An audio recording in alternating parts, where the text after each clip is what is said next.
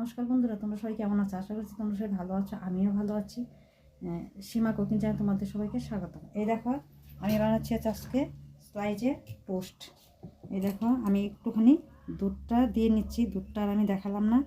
এখানে আমি জেলিটা লাগিয়ে নিব, জেলি দিয়ে আর ডিম দিয়ে এটা টোস্ট করব। আর দেখো এই দেখো আমি জেলিটা সুন্দর করে লাগিয়ে নিচ্ছি, নিয়ে এটার সাথে একসাথে লাগিয়ে দেব। এই আমার তেলটা গরম হয়ে গেছে, এখন দিয়ে দিচ্ছি এই যে ডিমটা ঢেলে দিলাম, দিয়ে ভালো করে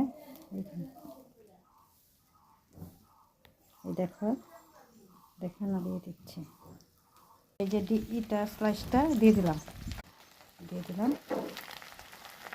এই দেখো আমি এখন উল্টে দিচ্ছি। একদম সহজ রেসিপি।